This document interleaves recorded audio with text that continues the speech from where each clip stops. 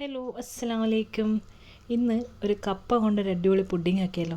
ശരിക്കും ഇത് കഴിച്ചു നോക്കുമ്പോണ്ടല്ലോ, കപ്പയാണെന്ന് പറയേയില്ല, അത്രയും ടേസ്റ്റാണ്. പിന്നെ പെരുന്നാളിനെല്ലാം നിങ്ങൾക്ക് വീട്ടിൽ തന്നെ ഉള്ള സാധനം വെച്ചിട്ട് ഉണ്ടാക്കുമ്പോൾ ഈ കപ്പയിലൊന്ന് ട്രൈ ചെയ്ത് നോക്കാം. ഇതെല്ലാം നമുക്കങ്ങനെ വലിയ ചിലവൊന്നും ഇല്ലാത്തൊരു സാധനമാണല്ലോ ഈ കപ്പ കൊണ്ടൊരു പുഡിങ്ങെല്ലാം റെഡിയാക്കൽ.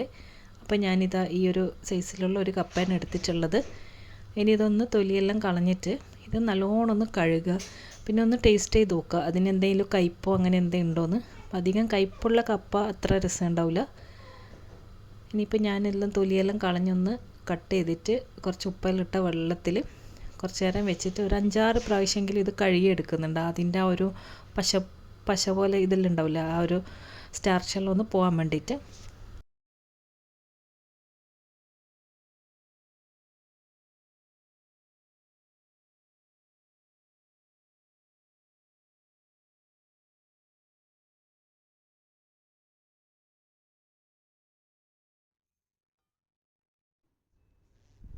ഇനിയിപ്പോൾ ഇതൊന്ന് ഗ്രേറ്റ് ചെയ്തെടുക്കാം. അപ്പോൾ ഏറ്റവും ചെറിയൊരു സൈസ് ഹോളുണ്ടല്ലോ, അതിലൂടെ വേണം ഗ്രേറ്റ് ചെയ്യാൻ.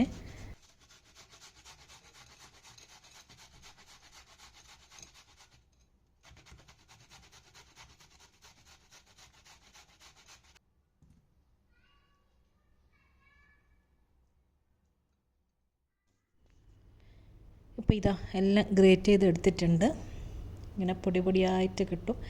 ഇനി ഇതൊരു അരിപ്പയിലോട്ട് ഇട്ടിട്ട് വീണ്ടും ഒന്നും കൂടി ഇത് കഴുകണം. ഇതിപ്പോൾ അരിപ്പയിലിട്ടിട്ട് നേരെ എന്താ പറയുക, പൈപ്പിൻ്റെ ചോട്ടിലൊന്ന് വെച്ചിട്ട് ഒന്ന് വെള്ളം ഒഴിക്കുക. എന്നിട്ട് നല്ലോണം അരിപ്പയിലിട്ടിട്ട് തന്നെ നല്ലോണം കഴുകിയെടുക്കാം.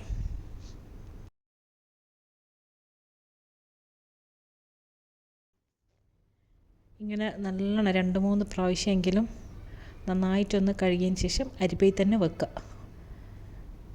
വെള്ളമെല്ലാം ഒന്ന് പോട്ടെ. ഇനിയിപ്പോൾ ഞാൻ ഇതിലോട്ട് ഒരു ചെറിയ പീസ് ക്യാരറ്റ് ഗ്രേറ്റ് ചെയ്തതും കൂടി ഇട്ട് കൊടുക്കുന്നുണ്ട്. അപ്പോൾ ഇതങ്ങനെ നിർബന്ധമൊന്നുമില്ല ക്യാരറ്റ് ഇടണമെന്നൊന്നും, വെറും കപ്പ തന്നെ ആയാലും മതി. പിന്നെ ഞാൻ ലാസ്റ്റ് ഫോട്ടോ എടുക്കുമ്പോൾ ഒരു ഭംഗിക്ക് വേണ്ടിയിട്ട് എന്താ പറയുക, ക്യാരറ്റ് ഇടുന്നതേ ഉള്ളൂ. അപ്പോൾ അതിങ്ങനെ ചെറിയൊരു പീസ് ക്യാരറ്റ് മതി, കുറച്ചൊന്ന് ഒരു പിടിയെല്ലാം ഉണ്ടാവും, അതും ഗ്രേറ്റ് ചെയ്ത് എടുത്തിട്ടുണ്ട്.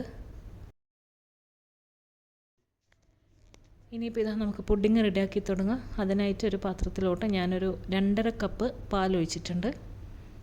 ഇനി ഇതിലേക്ക് ഒരു 3 ടേബിൾ സ്പൂൺ പഞ്ചസാരയും 3 ടേബിൾ സ്പൂൺ മിൽക്ക് മെയ്ഡുമാണ് ഞാൻ ഇട്ട് കൊടുക്കുന്നത്. അപ്പം നിങ്ങൾക്ക് വേണമെങ്കിൽ വെറും പഞ്ചസാര മാത്രം ഇട്ട് കൊടുക്കുക, എത്ര മധുരം വേണോ നോക്കിയിട്ട്. അല്ലെങ്കിൽ വെറും മിൽക്ക് മെയ്ഡ് ആയാലും മതി. ഞാനിപ്പോൾ രണ്ടും കൂടി ഇട്ട് കൊടുക്കുന്നുണ്ട്. അപ്പോൾ കുറച്ചധികം തന്നെ മധുരം വേണം. നമ്മൾ കുറച്ച് കഴിഞ്ഞാൽ കപ്പയിലിടുമ്പോൾ മധുരയിലൊന്ന് ബാലൻസ് ആണെങ്കിൽ, അപ്പോൾ മധുരം എത്ര നിങ്ങൾക്ക് വേണോ നോക്കിയിട്ട് ഇട്ട് കൊടുക്കുക. ഞാനിപ്പോൾ പഞ്ചസാരയും മിൽക്ക് മെയ്ഡും കൂടി ഇട്ടിട്ട് ഇതെല്ലാം ഒന്ന് മെൽട്ടാകുന്നവരെ നല്ലോണം ഒന്ന് ഇളക്കാം. ഈ പാലൊന്ന് എന്താ പറയുക, തിളച്ച് ഒന്ന് കുറുകി വരുന്ന വരെ. ഇനി ഞാൻ ഇതിലോട്ട് ഒരു 1/2 കപ്പ് തേങ്ങാപ്പാൽ കൂടി ഒഴിക്കുന്നുണ്ട്. അപ്പം നിങ്ങൾക്ക് വേണമെങ്കിൽ ഇത് വെറും തേങ്ങാപ്പാൽ മാത്രം ഉണ്ടാക്കാം കേട്ടോ. അപ്പം അങ്ങനെ ഉണ്ടാക്കുമ്പോൾ ടേസ്റ്റ് വേറെ ലെവലായിരിക്കും തേങ്ങാപ്പാൽ എന്താ പറയുക ചേർക്കുമ്പോൾ.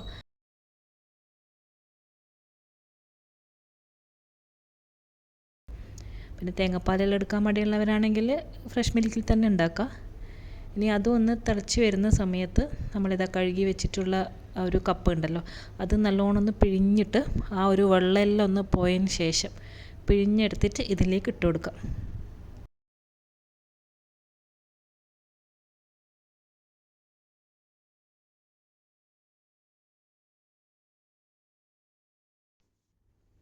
ഇനി എല്ലാം കൂടി നല്ലോണം ഇളക്കി മിക്സ് ചെയ്യാം. ഒരു 5-6 മിനിറ്റ് ആകുമ്പോഴേക്കും ഈ കപ്പയിലൊന്ന് കുക്കായിട്ട് കിട്ടും. പിന്നെ കട്ടിയായി തുടങ്ങിയിട്ടുണ്ട് കപ്പയിൽ, ഓൾമോസ്റ്റ് എല്ലാം വെന്തിട്ടുണ്ട്. ഇനി ഇതിലേക്ക് ക്യാരറ്റ് ഇട്ട് കൊടുക്കുക. ക്യാരറ്റ് ഏറ്റവും ലാസ്റ്റ് ഇട്ടാൽ മതി. പിന്നെ ക്യാരറ്റ് നല്ലോണം വെന്തുടയാനൊന്നും ഞാൻ എന്താ പറയുക വെയിറ്റ് ചെയ്യുന്നില്ല. അവസാനം കുറച്ച് കടിക്കുന്നൊരു പരുവാകുമ്പം രസമാണല്ലോ, അതുകൊണ്ട് നിങ്ങൾക്ക് വേണമെങ്കിൽ കുറച്ചും കൂടി ഒന്ന് വേവിക്കാം. ക്യാരറ്റ് ഇട്ടിട്ട് വീണ്ടും നല്ലോണം മിക്സ് ആക്കിയിട്ട് ഒരു 3-4 മിനിറ്റ് കൂടി ഒന്ന് തിളപ്പിക്കാം.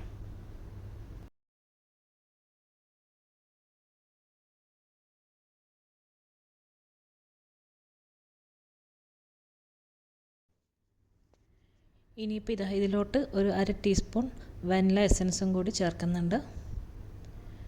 പിന്നെ ഇളക്കിക്കൊണ്ടിരിക്കുക ചെറിയ തീയിൽ വെച്ചിട്ട്. പിന്നെ ഇതിൽ ഞാൻ ജെലറ്റിൻ, ചൈന ഗ്രാസ് ഇതൊന്നും യൂസ് ചെയ്യുന്നില്ല. നിങ്ങൾക്ക് വേണമെങ്കിൽ ജെലറ്റിനോ ചൈന ഗ്രാസോ എടുക്കുക. ഇപ്പോൾ ഞാനിതിലേക്ക് ചേർക്കുന്നത് കോൺഫ്ലവറാണ്. അതിനായിട്ട് ഞാനിതൊരു 3 ടേബിൾ സ്പൂൺ കോൺഫ്ലവർ എടുത്തിട്ട് ഒരു 3-3.5 ടേബിൾ സ്പൂൺ വെള്ളത്തിൽ അതൊന്ന് മിക്സ് ചെയ്യാനുള്ള വെള്ളം, എന്നിട്ട് വെള്ളത്തിൽ നല്ലോണം ഒന്ന് മിക്സ് ആക്കിയിട്ട് അതിൽ കുഴിച്ചു കൊടുക്കുക.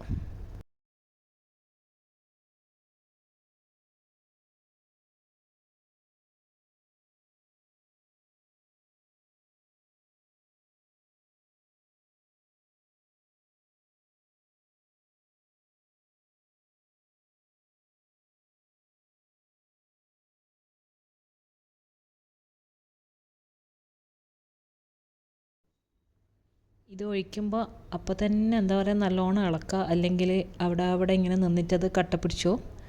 എല്ലായിടത്തും എത്തണം. അതുകൊണ്ട് നന്നായിട്ടൊന്ന് ഇളക്കി മിക്സ് ചെയ്യണം. ഇപ്പോൾ എല്ലാം നല്ലോണം ഒന്ന് തിളച്ച് ഒന്ന് കട്ടിയായി വന്നിട്ടുണ്ട്. ഇനി മതി. ഇനിയിപ്പോൾ ഫ്ലെയിം ഓഫ് ചെയ്തിട്ട് നമുക്കിതൊരു ഡിഷിലോട്ട് മാറ്റാം.